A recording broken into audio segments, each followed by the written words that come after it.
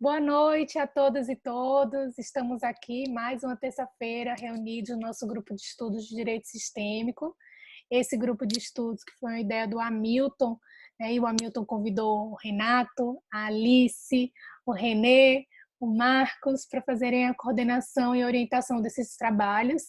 O nosso grupo de estudos tem por objetivo fazer as leituras das obras do Bert e também as obras que tem a ver com direito sistêmico, com as constelações familiares, que o nosso grupo democraticamente sempre escolhe lá no grupo do Facebook.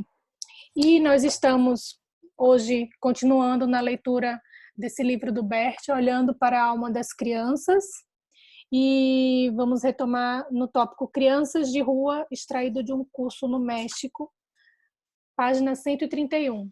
Então, sem mais delongas, passo a palavra para o nosso querido Marcos Castro. Desde já receba a nossa gratidão pela sua presença e acompanhamento aqui. Muito boa noite, agradeço. Eu estou muito feliz de estar aqui, né? Um pouquinho antes estava falando desse tempo de coronavírus, de quarentena. É muito bom que a gente tenha também esse relacionamento, né? Que a gente possa se ver, que a gente possa conversar, que a gente possa crescer, principalmente aqui com a constelação familiar. E eu estou vendo hoje meu amigo René Schubert por aqui. E, aliás, eu estou vendo o René pela primeira vez sem barba. É a primeira vez que eu vejo o René, em todos esses anos, sem barba. Eu estava até olhando mesmo aqui para ver se é o René que está ali. É você mesmo, René, que está aí? Ou é o irmão dele mais novo, né? 10 anos mais novo, não sei. Tempos de coronavírus são situações inusitadas, criativas, novas que se apresentam. É isso aí. Ó, minha amiga Tatiane também por aqui, seja bem-vinda. E obrigado a todos os idealizadores, né? Aqui, que bom que temos essa oportunidade de nos reunir. E aí eu acho que a Beatriz que vai fazer a leitura para nós hoje. Então, vou fazer a leitura. Eu só queria fazer uma pergunta assim. Ficou alguma dúvida, alguma pergunta do encontro passado que vocês lembrem aí? Ou não? Acho que não. Não? Então, podemos começar a ler, Beatriz. Vamos lá. Crianças de Rua. Crianças de Rua, extraído de um curso no México. A vida real. Muitas vezes ficamos imaginando como seria uma infância realmente feliz.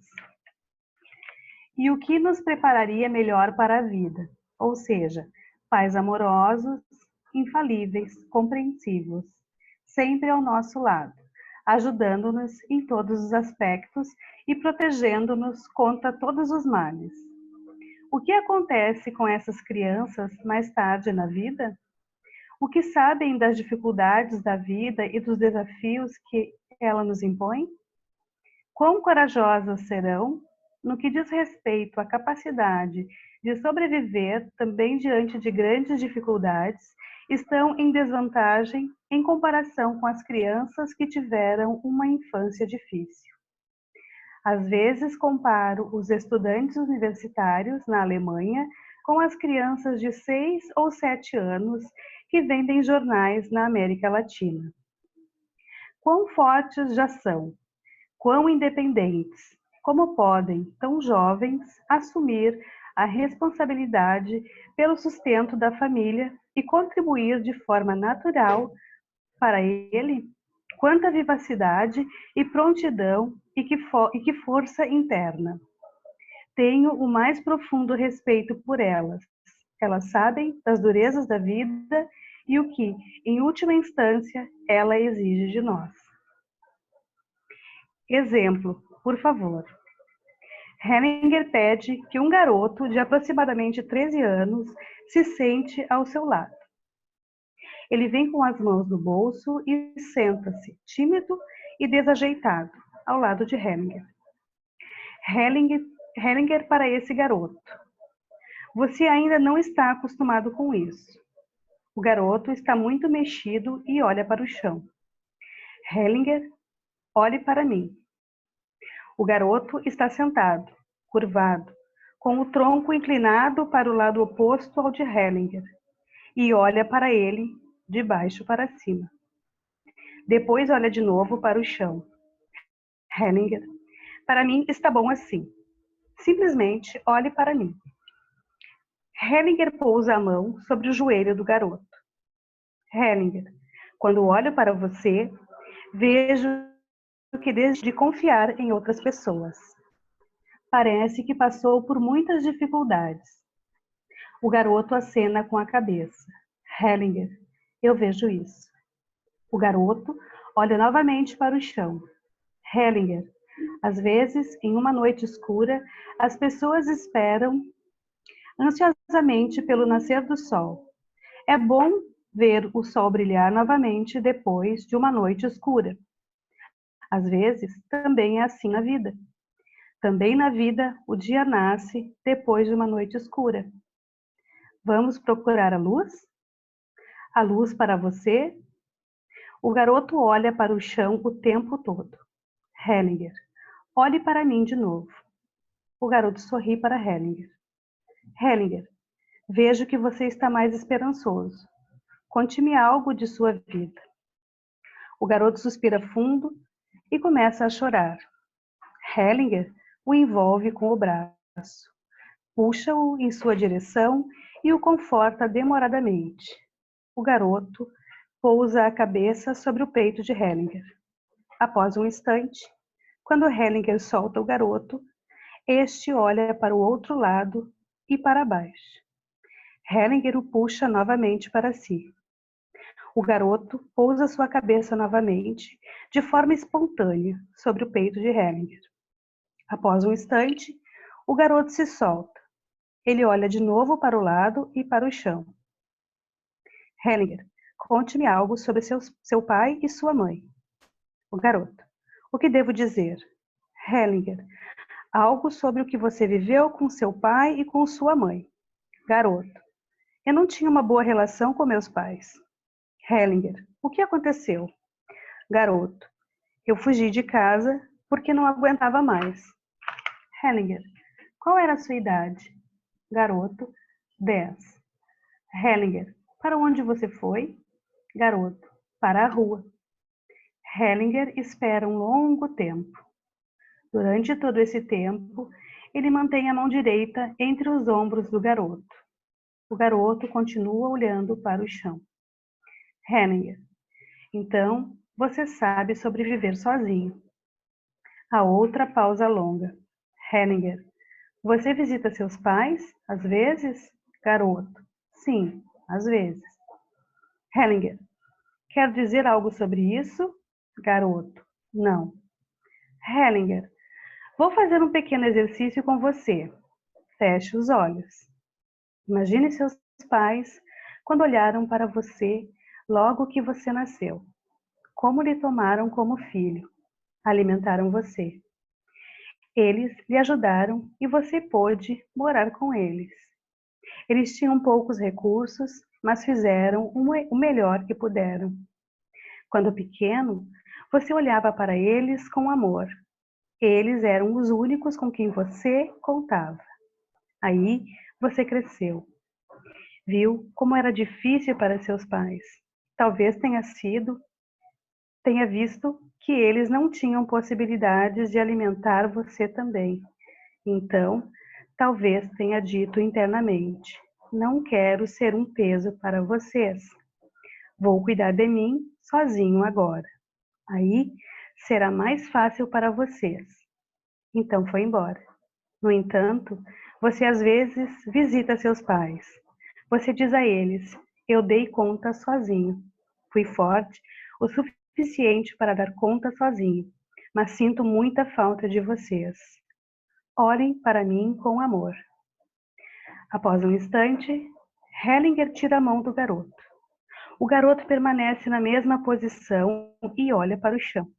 Então, Hellinger coloca a mão sobre a mão do garoto. Eles permanecem assim por muito tempo. Hellinger, após um instante. Como você se sente agora? O garoto olha para Hellinger. Garoto, bem. Hellinger, vou fazer mais algo para você, ok? O garoto acena com a cabeça. Hellinger escolhe representantes para o pai e a mãe do garoto e os posiciona lado a lado. A mãe à esquerda do pai. Ao ver isso, o garoto tampa os olhos com a mão. Hellinger o coloca em frente aos pais. Hellinger para o garoto. Imagine que você está voltando da rua e indo para casa. Olhe para eles. Todos permanecem por muito tempo sem se mover. Então a mãe dá um pequeno passo, se afastando do pai. Depois, dá mais um pequeno passo e em seguida mais um. Ela olha para o chão o tempo todo. Após um instante, Hellinger escolhe um representante para um morto e pede a ele que se deite em frente à mãe, com as costas voltadas para o chão. Quando ele se deita, a mãe dá um pequeno passo para trás, mas fica olhando o tempo todo para o morto. Depois dá mais um pequeno passo para trás. O morto olha continuamente para ela. Depois olha para o garoto. A mãe olha brevemente para o pai, mas ele não se mexe e olha sempre para a frente. Após um instante, a mãe vai para o chão e olha para o morto. Este olha alternadamente para ela e para o garoto. Ele estende uma mão para o garoto, mas a recolhe em seguida, segura a cabeça com as duas mãos e começa a soluçar alto. A mãe se levanta de novo e dá vários passos para trás. Ela pousa a mão esquerda sobre o coração. O pai continua sem se mover. Hellinger, após um instante, para o garoto. Você sabe quem poderia ser essa pessoa no chão? Garoto, eu. Hellinger, é uma pessoa morta com a qual a sua mãe tem uma ligação. Quem poderia ser? Garoto, minha tia. Hellinger, o que houve com ela? Garoto, não sei. Hellinger, sua mãe estava olhando para o chão antes. Isso mostra que estava olhando para um morto. Pode ser que o morto seja um filho da sua mãe. Você sabe de algo a respeito? Garoto, não. No meio tempo, a mãe coloca ambas as mãos sobre o coração. Hellinger, podemos ver algo claramente aqui. Sua mãe não estava disponível para você. Ela se sentia atraída por outra pessoa. Dessa forma, você só pode contar com seu pai. Hellinger o coloca mais perto do pai. O garoto se coloca à direita do pai. Este o envolve com o braço direito e pousa a mão esquerda sobre seu ombro. O garoto olha para o chão e coloca as mãos no bolso. Ficam assim por muito tempo. De vez em quando, o garoto levanta levemente a cabeça, mas a abaixa logo em seguida e olha para o chão. Hellinger, após um instante, para o garoto. Você também está olhando para um morto? Talvez para um amigo? Garoto, para um amigo. Após um instante, Hellinger escolhe um representante para esse amigo e o coloca deitado em frente ao garoto, com as costas para o chão. O outro morto se vira para o lado. A mãe recua ainda mais. Hellinger para o garoto. Vá até ele. O garoto se ajoelha junto ao morto e chora. Hellinger para o garoto. Siga o seu movimento. Após um instante, para esse morto. O que se passa em você? Esse morto. Sinto o mesmo que ele. Também estou olhando para o morto. O garoto e o morto se olham. Hellinger coloca a mão do garoto sobre a barriga do morto. Hellinger, após um instante, para o garoto. O que se passa com você? Garoto, estou triste. Hellinger, diga a ele. Penso em você com amor. Garoto, penso em você com amor. Após um instante, Hellinger faz com que o garoto se levante e se vire para seu pai. Hellinger, olhe para seu pai e diga a ele: sou seu filho. Garoto, sou seu filho. Hellinger, olhe para mim como seu filho. Garoto, olhe para mim como seu filho. Hellinger, tome-me como seu filho. Garoto, tome-me como seu filho. Hellinger, por favor. Garoto, por favor. O pai abraça o garoto. Ele ainda está com as mãos nos bolsos. Hellinger o ajuda a abraçar o pai. Pai e filho permanecem assim por um longo tempo. O pai o beija e acaricia sua cabeça. O filho mantém o tempo todo a cabeça virada para o lado contrário ao do pai. O pai acaricia novamente sua cabeça e suas costas. Após um instante, eles se separam. Hellinger para o garoto. Como você está agora? Garoto. Bem. Hellinger. Vou parar por aqui. Tudo bem para você? Beatriz, vamos parar um pouquinho também. Bom, é um relato de uma constelação, mas é muito interessante de ver o cuidado do Hellinger quando ele trabalha com as crianças. Vocês perceberam a amorosidade do Bert Hellinger ao conduzir essa constelação com a criança, né? E antigamente, assim, mais lá atrás na Alemanha tinha vários seminários assim que eram chamados pai, mãe, filhos. O Hellinger mesmo em 2013 estava previsto um seminário chamado Crianças Diferentes, mas foi uma época que o Hellinger não pôde estar no training camp porque ele passou muito mal. Então o Hellinger promovia esses seminários. Nesse seminário de 2013, quem fez esse seminário de crianças diferentes foi a Manuela, a filha da Sophie. E foi muito bacana, assim, porque nesse momento se chamavam as crianças para participar também. Então eu vejo que muitas pessoas também têm dúvida, né? Ah, a criança pode participar, não pode participar. E veja que já há muito tempo o Hellinger fazia isso. Nós estamos falando aqui de um garoto de 10 anos de idade. Quantos anos? Deixa eu ver de novo aqui. 13 anos, né? 10 ele saiu de casa. 10 ele saiu de casa. Com 13 anos de idade. E eu queria colocar também um pouco aqui nesse começo, como é interessante essa imagem da criança. Porque, assim, muitos têm a imagem da criança como se a infância fosse realmente algo, assim, daquela criança feliz, abundantemente alegre, sorridente, brincalhona o tempo todo. E nem sempre é assim. Eu vejo muitas vezes as pessoas falando, a sua criança, cuide da sua criança. Sim, nós precisamos olhar para isso. Só que qual é o cuidado? O cuidado é você deixar a criança ser criança. Porque tantas e tantas vezes, de uma forma mais profunda, o que esse adulto está fazendo é se colocando para ser cuidado por essa criança. Ao olhar tantas e tantas vezes para essa criança querendo algo, na verdade ele está se colocando como criança perto dessa criança e invertendo essa relação. Então, o mais apropriado é permita que essa criança possa ser apenas a criança. E algo já se modifica dentro de nós. Então, todas as vezes assim que eu lembrar dessa criança, em mim, eu falo, eu permito que você seja apenas a criança. E veja o que acontece. Veja como isso libera algo. Muitos adultos ficam presos na imagem de que ainda precisam fazer algo lá atrás. Ou que lá atrás, algo que aconteceu e foi pesado, duro, deveria ter acontecido de uma outra forma, ou não foi bom o suficiente para lidar com aquela situação. Sabe esses pensamentos? Esses pensamentos prendem a criança e colocam você como adulto numa posição também infantilizada. Permitam que a criança possa ser apenas a criança. Porque todos esses acontecimentos lá atrás e que foram difíceis também para essa criança, eles a fizeram crescer de algum modo. Eles trouxeram força. E se eu for olhar em última instância, esse adulto hoje está vivo. Então a vida foi preservada de alguma forma.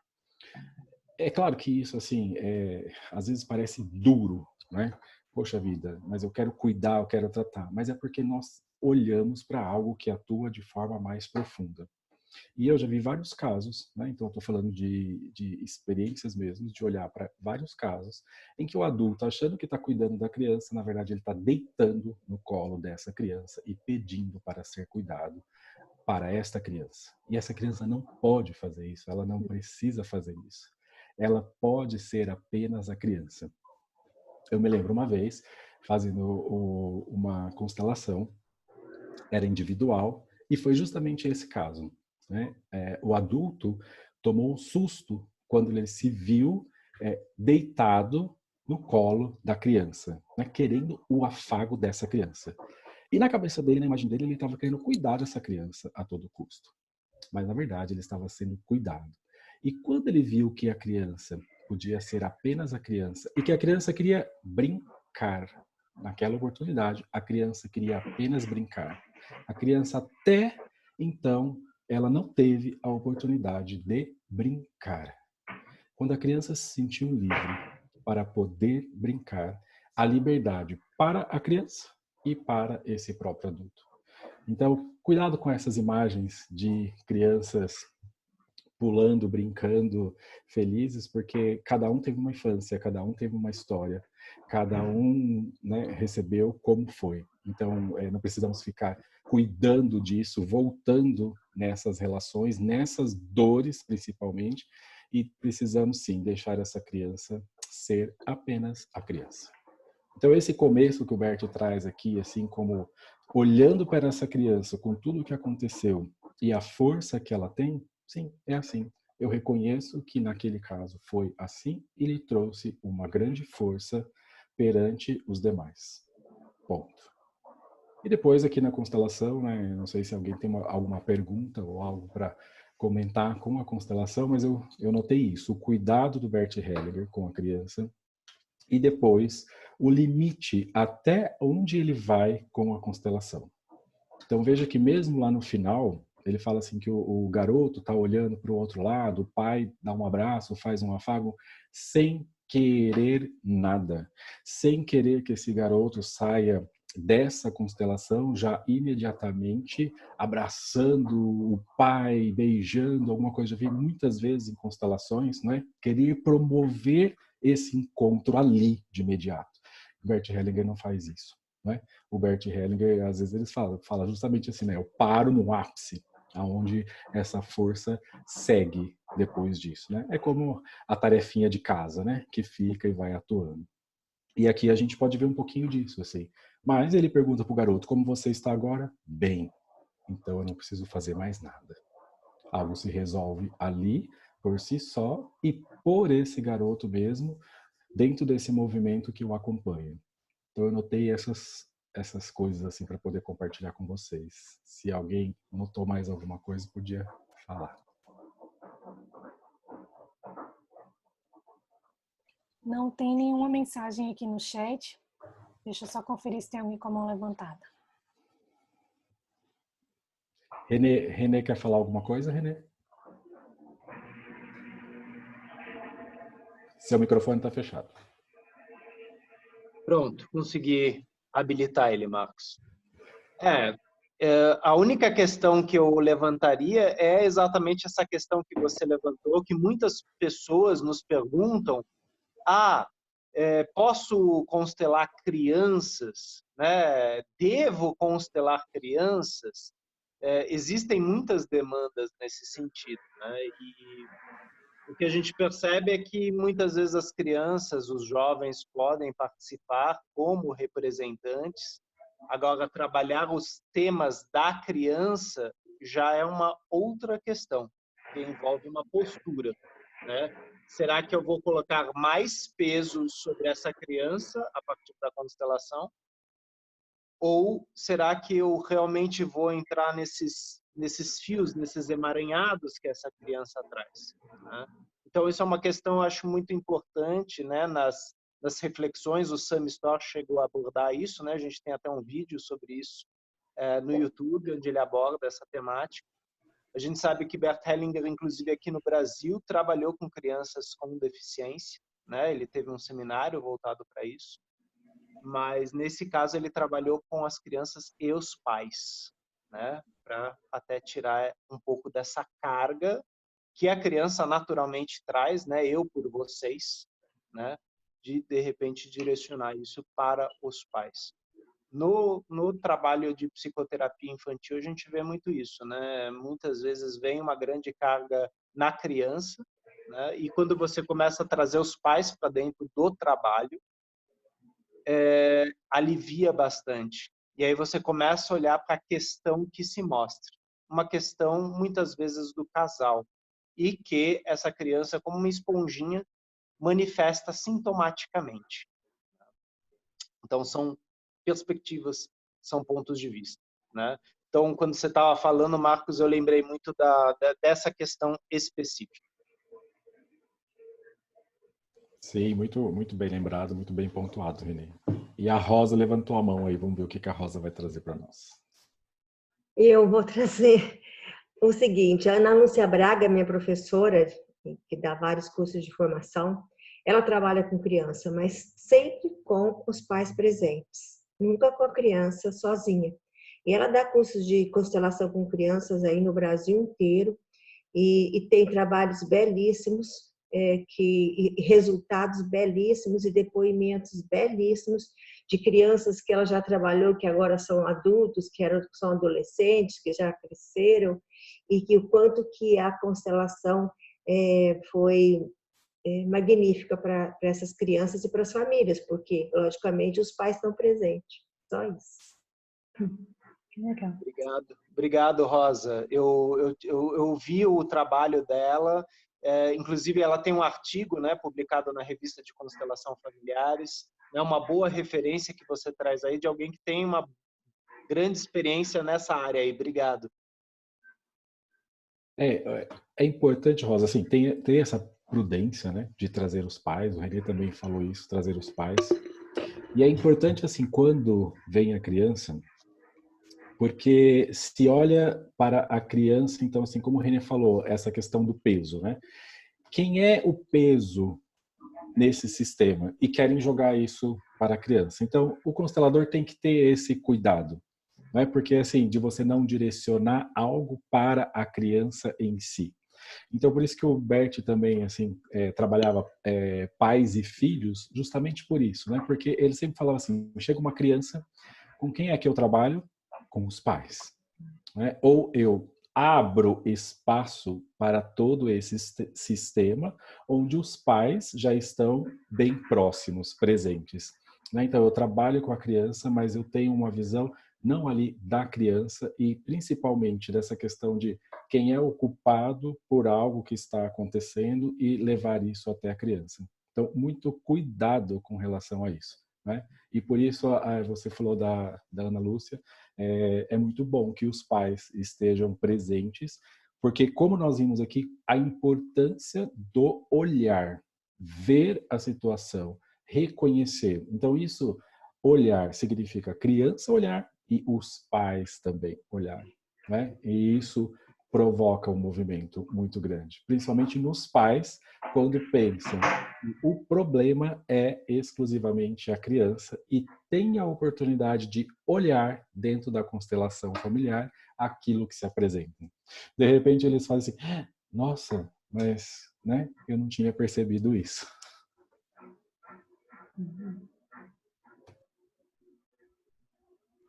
Alguém mais tem perguntas? Marilis, vou abrir seu microfone, tá? Depois de tanto tempo, né, eu volto e já começo a perguntar. Com quantos anos você coloca uma criança para uma constelação? A partir de que idade? Você quer responder, Renê? Você que trabalha mais com psicoterapia e com as crianças?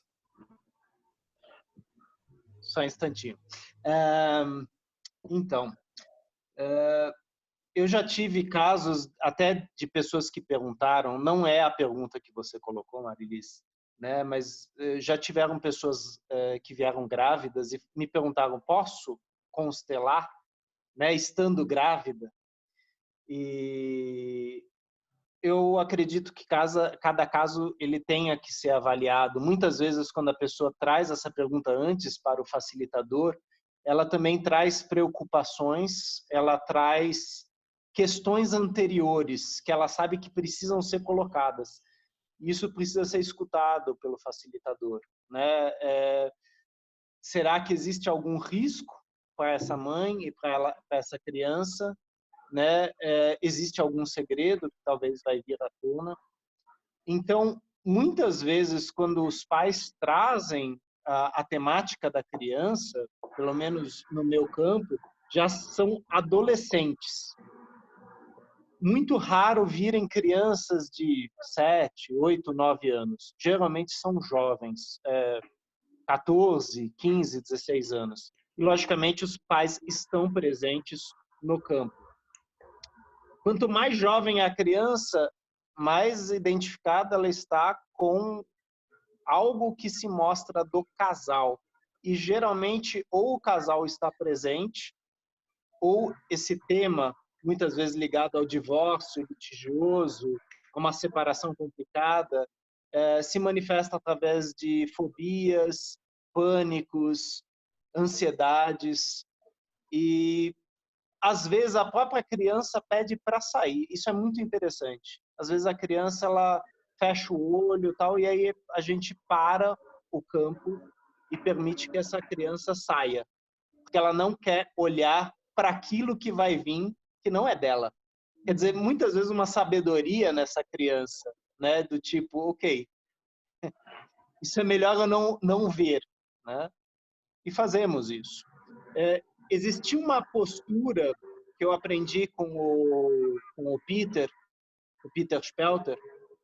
Quando uma família vai assistir uma constelação e você tem filhos adultos e seus pais no mesmo campo, os pais podem assistir a constelação dos filhos. Quando os pais vão constelar, mesmo os filhos sendo mais velhos, se pede para que os filhos saiam do campo, para que eles não fiquem xeretando no campo do papai e da mamãe, né? Porque essa questão de eu por você, isso é muito forte em qualquer idade, né? E existem certos segredos do pai e da mãe que devem permanecer com o pai e a mãe, né? Então, isso são posturas. Logicamente, novamente, a cada caso, o facilitador precisa entrar em contato com o campo, sentir, verificar como que ele vai dar sequência aí, né? Isso seria um pouco a forma como eu vejo, Marcos. Eu também como o René, Marilisa, eu não coloco uma idade assim limite ou correta, apropriada, né? E então o René falou essa palavra postura, assim. Então, quando alguém chega e está com uma criança, eu particularmente sinto no meu corpo se é possível continuar ou não, se é possível fazer algo ali olhando para essa criança ou não. E especialmente assim, se for a criança com os pais. Agora, como o René falou assim, eu também, na minha atuação, assim, vem mais jovens, né? E aí eu também pergunto o desejo deles, porque às vezes o pai chega ou a mãe chega assim, ele é a mãe que marcou, que colocou, que quer que o filho esteja lá, né? E você? Né? Você quer estar aqui? O que você deseja e tal? Se por acaso eu senti que o jovem diz assim, não, eu tô aqui só porque meu pai e minha mãe me colocaram aqui, já não tem razão nenhuma para prosseguir com isso. Não com ele, mas talvez com os próprios pais. Não é? Então, assim, já é um indicativo para, opa, eu olho com muita reserva com relação a isso, para que não coloque a criança ou o jovem também numa situação onde ele não gostaria de estar, onde ele, como o René falou, não quer ver, não quer olhar. Por quê? Como o René falou, essa sabedoria de que, olha, não é comigo, ou não é meu, existe algo mais profundo que precisa ser visto e, por exemplo, está primeiramente com os meus pais. Talvez depois de olhar para isso, esse jovem, essa criança se abra para vir participar de algum movimento com relação a isso. Eu me lembrei, uma vez eu fui num encontro com o Décio e com a Wilma. É um encontro anual que eles fazem com os estudantes. Já faz bastante tempo isso. E eu fiz uma pergunta para o Décio naquele encontro. E os nossos filhos, eles foram conosco nesse encontro. E eu fui lá fazer uma pergunta para o Décio, ele vem aqui. E enquanto estava fazendo a pergunta, era num hotel lá em Águas de Lindóia, acho que muita gente conhece, sabe como é. Então os filhos estavam lá se divertindo no hotel e nós estávamos ali no encontro. E durante o momento que eu fiz a pergunta, Passou um pouquinho, abre a porta, quem entra? Nossos 2 filhos, João Augusto e Emanuel. E aí eu disse pro Décio, né? Nossos filhos entraram. Ele me perguntou, tem alguma restrição? Eu falei, não, não tem. E os nossos filhos ficaram ali. Eu fiz a pergunta, o Décio trouxe um movimento. E ele convidou o nosso filho mais velho para participar desse movimento. Ele ficou um pouquinho e depois, assim, ele falou, acho que foi até o Wilma que falou, você pode fazer o que você quiser. Sabe o que ele fez? Saiu fora do recinto. Foi para fora. Esse era o movimento da criança.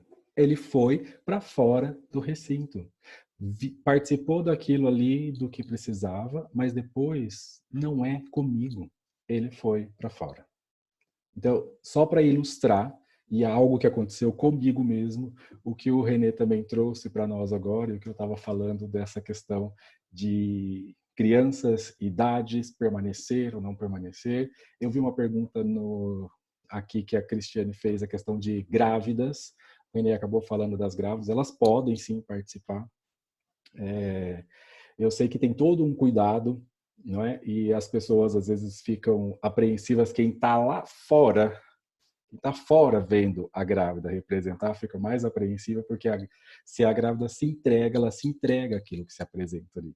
E eu falo isso porque eu lembro que uma grande amiga, uma vez na Alemanha, estava grávida e a constelação dela foi muito forte, muito forte. Então, nós que sabíamos da situação que estávamos lá fora, e ela estava totalmente entregue ao movimento da constelação familiar e saiu daquilo ali como algo assim, preenchida. Eu precisava realmente daquilo. Então, você tem que ter esse cuidado. Assim. Agora, pode participar? Sim, pode participar. O Marco Aurélio está com a mão levantada. É isso mesmo, Marco? Você quer falar? Vou abrir seu microfone.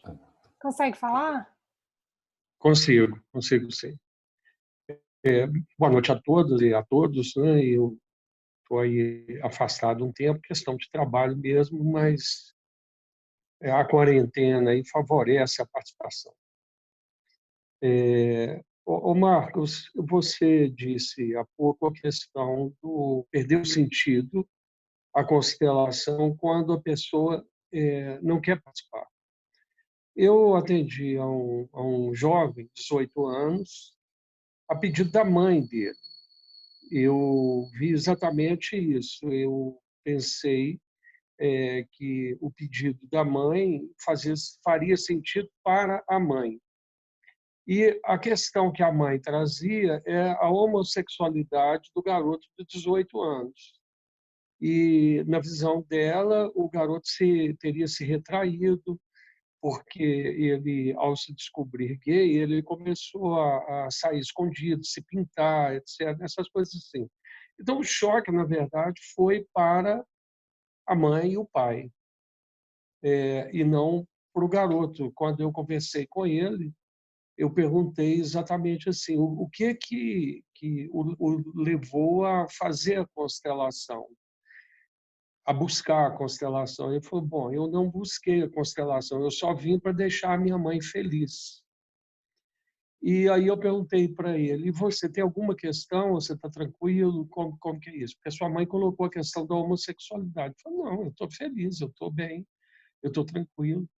Eu falei, então eu acho exatamente que o movimento que a gente tem que fazer é só mesmo um relaxamento, um exercício amoroso aqui, porque eu não tenho questão para tratar, então, com você. Se você me permitir, depois eu vou te mandar uma música do Gilberto Gil, né, aquela que eu acho linda, que fala assim, um dia vivi a ilusão de que ser homem bastaria, que o mundo masculino tudo me daria. Aí mandei para ele, garoto tranquilo. Depois eu fui fazendo um movimento em outras constelações com uma irmã dele e depois com a própria mãe. Eu achei interessante isso que você falou, viu, Marcos? Que realmente não faz sentido quando a pessoa fala que não tem questão, né? Mas eu senti que a constelação fez efeito para a mãe, porque a mãe estava presente. e mexeu muito com ela, né? Então, é um enriquecimento aí, e corroborando, né, o que você disse, Marcos. É mais isso mesmo, e se você tiver algum comentário, eu te agradeço. Obrigado. Sim, sim, Marco. É realmente isso, né? Quer dizer, a pessoa chegou até você porque a mãe levou. E quando você estava falando dessa pessoa que chegou, o constelador, assim, uma primeira postura minha, assim, quando eu olho para aqueles que chegam, é exatamente assim, olha, aqui você pode ser exatamente como você é. Se você internaliza isso dentro de você, com esse jovem, que provavelmente você deva ter feito isso, eu vou prosseguir aonde? Né? Eu vou buscar mudar o quê? Para quem? Né? Realmente não faz sentido. E então, assim, nessas questões, eu realmente não prossigo. Eu reforço ainda como você fez essa questão de, olha, aqui existe um grande amor, porque também os homossexuais, né, estão a serviço dentro do sistema por um grande amor. Então, quando também entra em contato com esse amor e é reconhecido esse amor, algo se abranda dentro do sistema. Então, olhar para esse jovem e dizer para ele assim: eu sei o grande amor que você tem. É o suficiente para ele, assim, já que não foi ele que buscou e ele não deseja mudar nada e não precisa mudar nada. E aí nós vamos ver como isso reverbera e como isso chega até a mãe ou o pai ou aqueles que pretendem ou desejam que algo seja diferente daquilo que é e por isso sofrem. Geralmente é assim, né? Eu desejo que seja diferente, porque talvez também eles tenham uma imagem de que meu filho vai sofrer se for assim. Então eles querem algo. E aí, como você fez, assim, apenas um movimento. Como isso reverbera dentro do sistema, a gente não sabe, mas sim, isso tem um efeito dentro do sistema.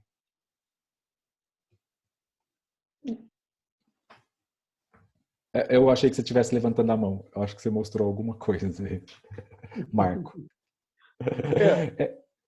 Na verdade, eu achei muito enriquecedor esse complemento aí que você fez, né? Porque o que eu movimentei com ele foi exatamente o amor. Bom, se você está feliz, continue feliz. Mas eu trabalhei com ele também. Aí o que apareceu ao fazer os movimentos com ele é: você agora vai assumir a sua vida, você agora vai enfrentar os perigos da vida. Você se tornou adulto. E você sabe que nesse país nosso tão opressor, você vai enfrentar lutas. Mas é muito importante você se saber forte para isso. Então, você, ao falar agora, você complementou exatamente esse ponto, né? Então, foi muito rica essa constelação, uma das mais bonitas que eu vivenciei. É isso. Obrigado, Marcos.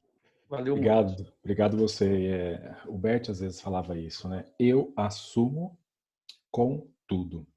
Né? Então, eu assumo essa escolha com tudo o que ela representa para mim. Esse é o ponto, né? Com tudo. Sem brincar com as escolhas. Interessante. Obrigado. Ok, podemos seguir, então? Sim, a Marilis te agradeceu e agradeceu ao Renê aqui no chat. Podemos seguir.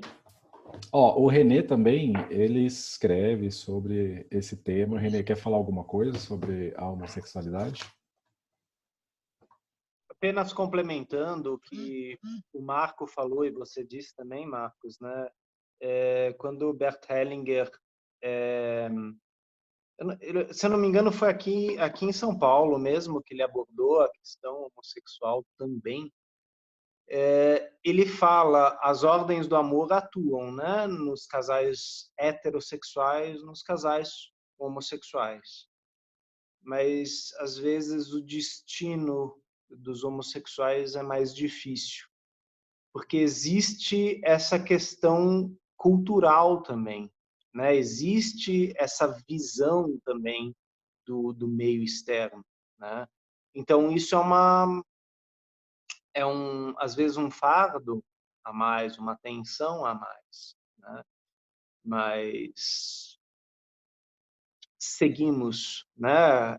Dentro de nossas escolhas, dentro de nossas escolhas que eu falo no sentido de caminhos, né? E as consequências que esses caminhos trazem. Você colocou, Marcos, sobre a questão sistêmica, né? Sim, também sistêmica, né? É uma temática bastante complexa, né? E, novamente, se a gente assistir o Bert Hellinger atender 10 casos, talvez vão ser 10 casos onde ele vai fazer reflexões muito particulares para cada um deles, né? Então, acredito que a gente mantém essa temática realmente aberta e, como você falou, num campo de amor, né? Porque eu estou fazendo algo pelo meu sistema.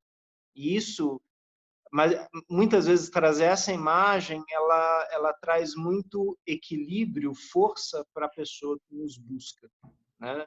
Seja lá qual a questão que ela traz nesse aspecto, né? Mas é muito importante a gente lembrar que dentro da constelação familiar trabalhamos com todos os casos, né? E todos os casos são ouvidos, são escutados e pertencem, né? E é diferente em outros campos, mas na constelação escutamos a todos, damos lugar a todos. E se temos dificuldade para fazer isso, bom, então é um tema de supervisão para o facilitador. Pode acontecer? Claro que pode acontecer. Motivo para a gente crescer um pouco mais, trabalhar um pouco mais as nossas questões, né? E sexualidade é uma coisa que é questão sem fim. Então, só um complemento, Marcos. Obrigado. É isso mesmo, assim. O que fazem, fazem por amor. Ficamos com isso.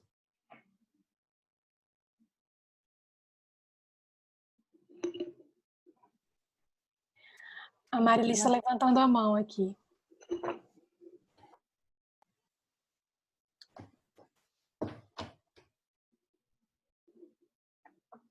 Ok.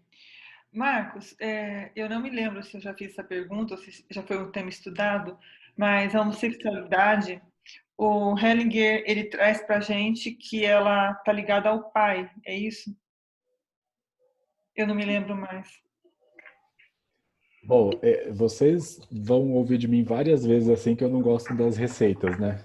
Uhum. Eu nunca passo a receita de bolo pronto, assim. Determinada situação é isso ou aquilo, ou só pode ser isso ou aquilo. Eu sempre digo assim, existem os indicativos gerais. E na homossexualidade também não é diferente. Existem outras vertentes, né? Não a ausência, por assim dizer, que muitos colocam do pai, gera necessariamente a homossexualidade. Não, não é. Não é só isso. É muito mais amplo. O próprio René colocou uma questão bem mais complexa. Por exemplo, pode ser um emaranhamento com a ausência de um membro do sexo oposto dentro desse sistema com o qual eu me identifico, né? Ou seja, um homem que se coloca na posição da menina, que precisa ou que falta dentro desse sistema. Existe também, claro, essa ausência do pai, porque aí seria, por exemplo, no caso do menino, que permaneceu muito na esfera do feminino, na esfera da mãe, que foi inundado por essa alma feminina, certo? Não teve esse contato com o masculino. Também uma possibilidade. Da mesma forma, a menina que não retorna para a mãe e é inundada, né, da energia masculina que vem do pai. Então, veja que só falando aqui eu já começo a colocar várias possibilidades, né? Então, não é apenas isso. Pode acontecer que naquele sistema se apresente dessa forma? Pode. Mas não é assim, não é tão simples assim. É de uma forma bem mais profunda e que a gente precisa olhar, então, se for nessa visão sistêmica, olhar dentro da constelação familiar o que é que realmente atua dentro daquele sistema e que leva, se é o caso de algum emaranhamento que gera a homossexualidade. Ok, obrigada. Tá? Isso já responde para você? Puxou a memória. Tô enferrujada, voltando hoje. É que sempre que fazem perguntas assim para mim, isso é isso, isso é aquilo, eu acabo saindo aí, porque realmente. Mas não é uma saída, é porque realmente não é, gente. Sim. Não é. Não funciona assim, sabe? Existem mesmo aqueles casos que são assim, bem já gerais e divulgados, por exemplo, a esquizofrenia, né? Essa questão que atua, naquele sistema tem algo especial que você precisa olhar de uma forma mais detalhada, observar, perceber, compreender. Eu falo assim, aquele caminho, por favor, vejam no livro Ordens da Ajuda. O Bert não coloca assim, eu que falo. Ali eu vejo que o Bert traz o caminho fenomenológico do saber. Quando ele faz a distinção entre observação, né, você observar, percepção, perceber. Eu não vou ficar explicando o que é cada um, porque isso daí a gente já viu até na Ordem da Ajuda. Observação, percepção, compreensão, sintonia. Me fala, tem mais algo. Peraí. Observação, percepção, compreensão, intuição e sintonia. O Bert traz tudo isso para nós. Esse, para mim, é o que eu, Marcos Castro, chamo internamente de caminho fenomenológico do saber. Então, às vezes, eu estou falando algo para pessoas que são bem racionais. E aí, eu já tive casos que a pessoa pega para mim e fala assim, mas, peraí, da onde você tirou isso? Essa resposta nessa situação? Só dentro desse caminho fenomenológico do saber. A gente sai somente do racional e passa por essas etapas. Observação, percepção, compreensão, intuição, que é o próximo passo, que é a sintonia com esse algo maior. Tá? E por um breve período, eu me entrego a isso, aquilo que se apresenta, e depois eu sigo, assim como aquele outro também segue por si mesmo. Então, isso sou eu que fico falando aí sobre esse caminho fenomenológico do saber. E eu espero que ajudem vocês também. Já queremos um artigo sobre isso. E sabe por quê?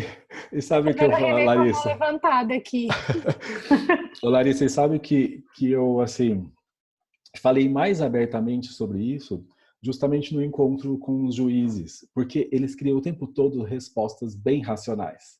Né? Então, eles queriam saber assim, peraí, você está me dizendo que você atendeu uma pessoa ali lá no setor de atendimento e você disse algo que para mim não tem nada a ver com o processo em si. Então, da onde surge isso? Aí eu passei por esse caminho fenomenológico do saber, para assim, levar até eles também essa outra abordagem e ampliar essas possibilidades. Né? Isso não significa que para eles assim não tenha que se esquecer totalmente desse racional. Não é? Eu já escrevi algo a respeito, eu falo, às vezes é abandonar todo esse conhecimento e esse saber. Mas eu percebo também o quanto isso é importante e o quanto isso nos norteia dentro da nossa atuação. Isso é ótimo. Eu mesmo estava lendo um livro sobre resolução de conflitos. Depois eu vou falar com vocês sobre isso. A Tatiana, não sei se ela está aqui ainda, ela tinha me pedido para falar sobre hierarquia. Eu falei, Tati, depois eu falo, vamos falar sobre outra coisa. E aí eu estava lendo um livro sobre resolução de conflitos, um livro de um argentino, e ele estava falando sobre as relações, as díades, que são as duas, e as tríades. E ele colocou um exemplo de díade assim, o marido e a mulher, uma relação de um casal, que se transforma em tríade porque vem o primeiro filho. E quando vem esse primeiro filho, altera toda a relação. Essa relação já não se acaba, sim, pura e simplesmente.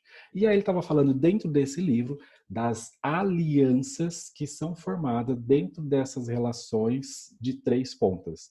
E vocês já ouviram várias vezes o Bert Hellinger falar sobre relações ou sócios em que temos 3.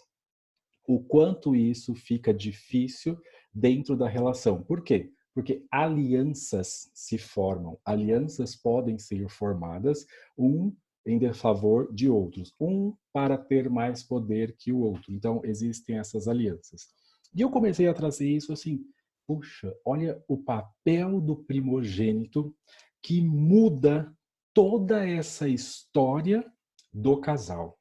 Toda essa história do homem e da mulher já não é mais uma relação binária, díade, ela passa a ser muito mais ampla e ela não se dissolve simplesmente ali.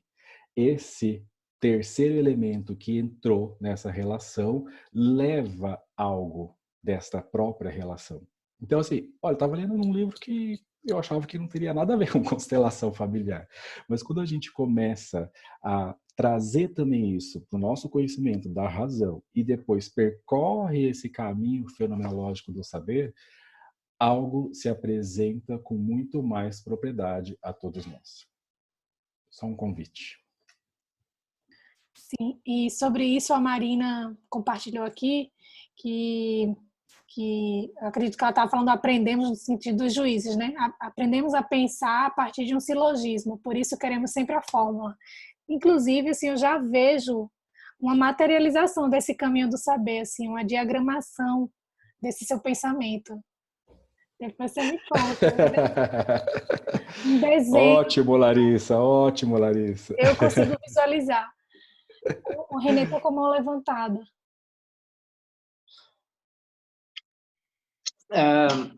Na verdade, eu não vou me estender, mas em cima da pergunta da Marilis e do que o Marcos falou, né, de não entrar em receitas, eu lembrei de uma piada que fala de 3 pensadores que trazem axiomas, né, verdades. O primeiro deles é Charles Darwin, que fala é tudo biológico. Em seguida vem Sigmund Freud e fala é tudo inconsciente. E finalmente vem Einstein e diz é tudo relativo.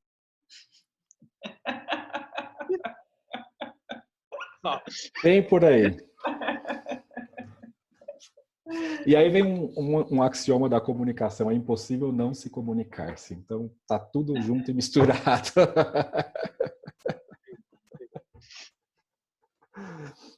Verdade. E a Marina aqui deixou uma observação, que ela falou dos operadores do direito como um todo, e é verdade.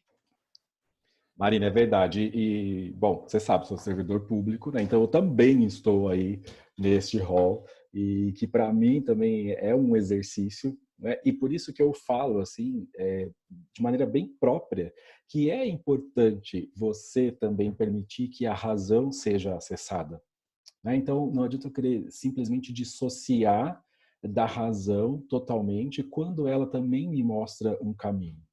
E várias vezes, quando eu falo ou estou entre os operadores do direito, eu reconheço a importância de dar o suporte para que essa razão também seja acessada. Né? Porque senão também, assim, eu falei desse encontro de juízes, você está num encontro com os juízes, eles acabaram de passar num concurso, estudaram 5, 6, 7 anos. Então, eles estão, assim, sedentos do direito, sabendo tudo. Razão, totalmente, assim.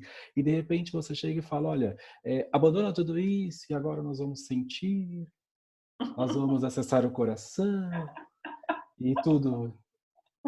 E você vai perder uma grande oportunidade de chegar até eles, né? E nós podemos trazê-los, né, com essa base, com esse conhecimento, mostrar algo um pouquinho novo, e olha que tem que ser de gotas, né, bem doses homeopáticas. Não dá para fazer isso assim, simplesmente chega lá e vou colocar uma meditação e vamos ficar 3, 4 horas parados meditando. Não funciona. Não funciona. Para alguns que já têm, talvez, uma experiência nesse sentido, isso seja natural, mas normalmente não é assim. Então, embasar, levar eles juntos também com essa razão e mostrando aos poucos que existe algo um pouquinho diferente, que pode auxiliá-los no próprio exercício da sua função, da sua tarefa, eu faço dessa forma, assim, bem devagar, porque comigo também não foi diferente, né? Hoje eu posso simplesmente assim, nossa, eu vou sentir e ver o que se apresenta e esquecer e abandonar aquilo que eu tenho na minha razão, racional, conhecimento, saberes, pura e simplesmente. Mas por quê? Porque isso já está junto também. Então, esse caminho fenomenológico aí, Larissa, é bem interessante.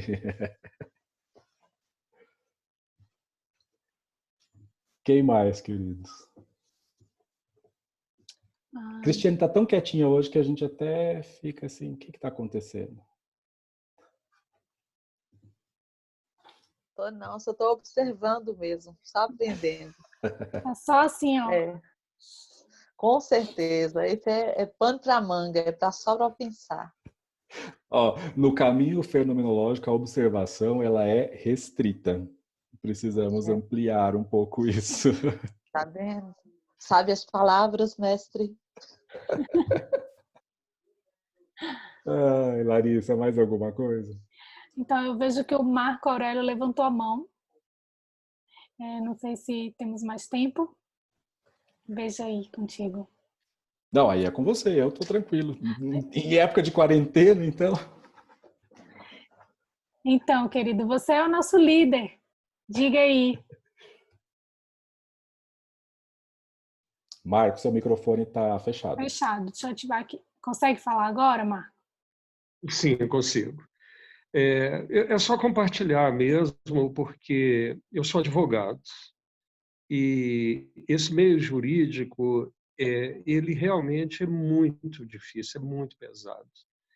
E o advogado é visto como arma, né? E eu digo que eu não aceito ser arma. O máximo que eu aceito é ser bisturi. É um movimento que eu tenho que trabalhar primeiro com o cliente, para ele entender a diferença entre uma atuação hostil e uma atuação cirúrgica. Eu, como advogado, eu tenho que fazer o que precisa ser feito, mas eu posso fazer o que precisa ser feito de uma maneira amorosa, respeitosa e não destrutiva. E tenho buscado trabalhar um conceito do que eu estou chamando de advocacia pacificadora. E tenho feito isso com excelentes resultados, mesmo quando a situação é litigiosa, mesmo quando as pessoas têm uma enorme dificuldade relacional. Trabalhar a harmonização, a tentativa de acordo, facilita, inclusive, na hipótese de termos que ir para o judiciário. Então, e aí, Marcos, o que você disse, a gente tem que tratar isso também com doses homeopáticas. É preciso usar, muitas vezes, um argumento econômico. Eu fiz uma palestra na OAB de Várzea da Palma, aqui em Minas Gerais, em 19 de dezembro, sobre esse tema, advocacia pacificadora. E o principal foco que eu coloquei para os advogados é que, do ponto de vista da rentabilidade, é muito melhor trabalhar a advocacia pacificadora do que a litigiosa, porque nós recebemos os mesmos honorários num curto espaço de tempo.